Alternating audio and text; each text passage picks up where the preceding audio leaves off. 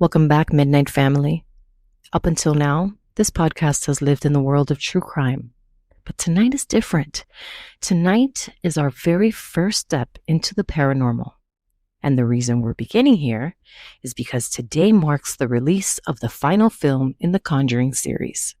So what better way to celebrate than by returning to the real lives of the couple behind it all, Ed and Lorraine Warren. You are now tuned in to Talks at Midnight, a podcast that dives into haunted histories and chilling murder mysteries.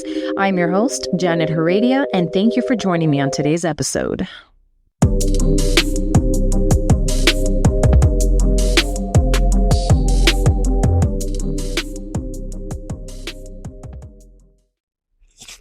Hello, friends. Thank you for joining me tonight. If you're new here, my name is Janet, and every now and then I share stories on this podcast that I just can't stop thinking about. Stories that I've gone down rabbit holes for.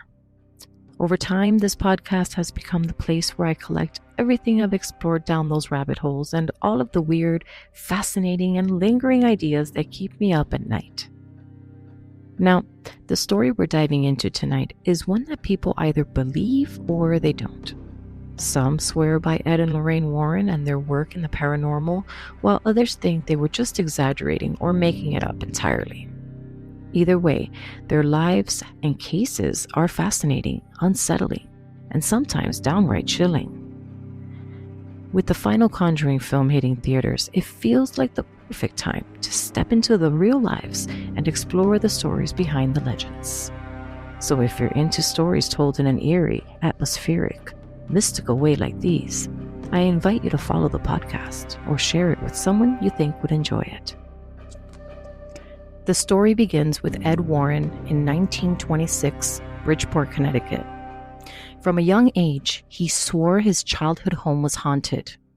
Shadows moving across the walls when no one was there, doors opening on their own, and cold spots freezing the air around him. These experiences left Ed obsessed with the unseen world, a world most people dared not even consider.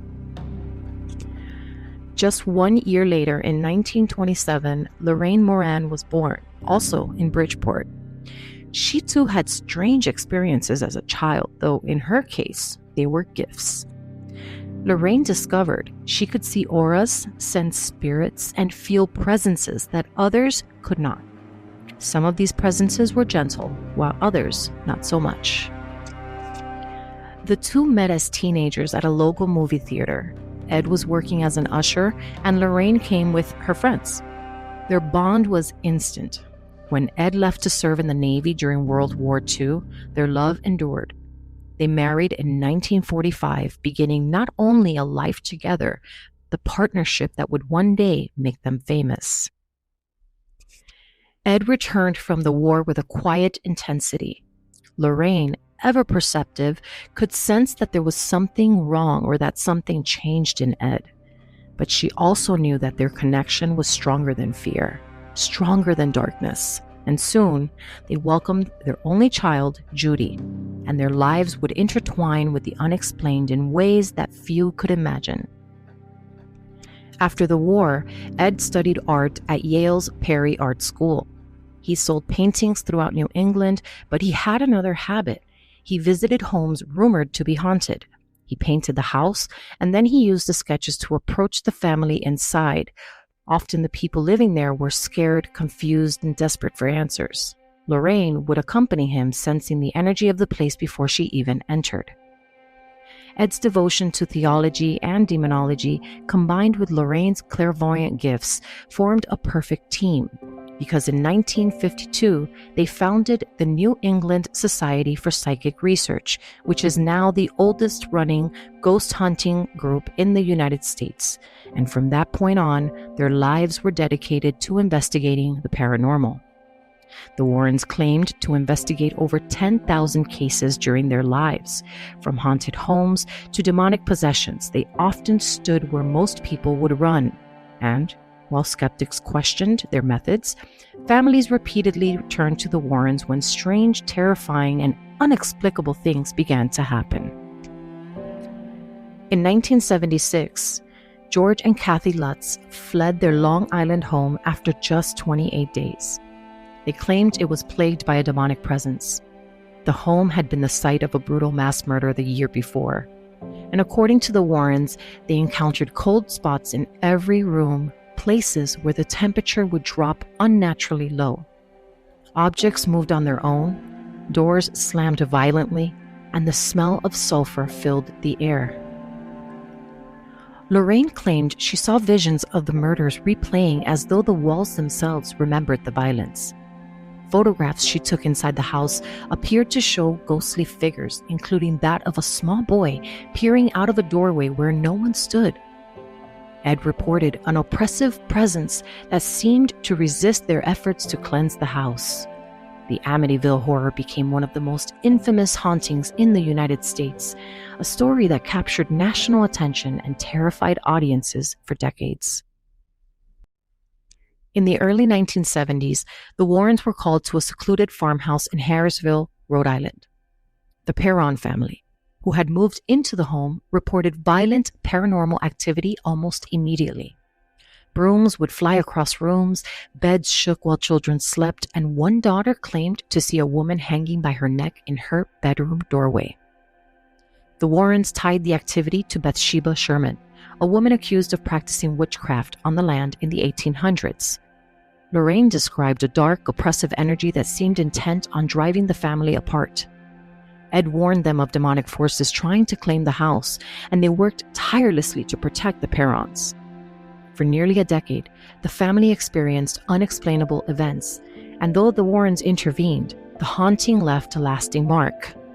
This case, it later inspired the first Conjuring film, bringing the story to a global audience.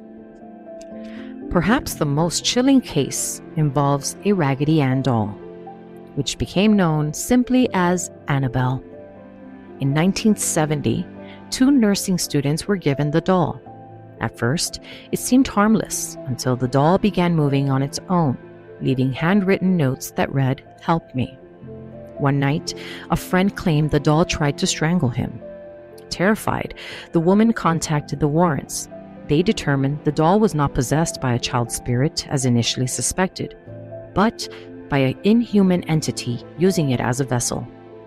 The doll was removed from the apartment and sealed in a glass case inscribed with the words, "Warning, positively do not open." Even decades later, Annabelle remains one of the most dangerous items in the Warrens' collection. For decades, the Warrens' home in Monroe, Connecticut doubled as their occult museum. It was filled with haunted artifacts, cursed objects, and relics from their investigations.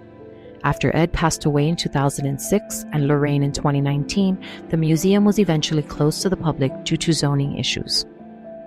But in 2025, the story of the museum took a surprising turn.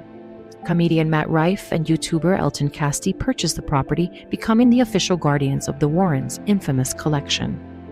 Their goal is to reopen the museum for guided tours and even overnight stays, giving visitors the chance to step into the same world the Warrens lived in for decades. One artifact, however, has taken on a life of its own outside the museum walls: Annabelle. The doll, sealed safely in her glass case, has been touring the country as part of a special museum exhibition. At each stop, crowds gather to catch a glimpse of the doll that has become a legend in her own right. The case is never opened, of course, but the stories that follow her are enough to keep audiences uneasy. Some visitors report feeling nauseous just standing near her, while others claim their electronics fail in her presence. Whether you see her as an object of superstition or a vessel for something darker, Annabelle's presence continues to captivate and terrify wherever she goes. From a haunted childhood in Connecticut to world-renowned paranormal investigators, Ed and Lorraine Warren dedicated their lives to walking into places most people would not. Their story is one of love, courage, and a commitment to the unknown. Whether you believe their cases or not, their legacy lives on in the artifacts they preserved, the stories that continue to chill us, and the films that brought their work to life on the big screen. And tonight, as the last Conjuring film premieres, it feels fitting to honor the real-life figures behind the horror that we love. Thank you for joining me on this first paranormal journey on Talks at Midnight. Keep the lights low, trust your instincts, and remember, sometimes the most frightening stories are the real ones.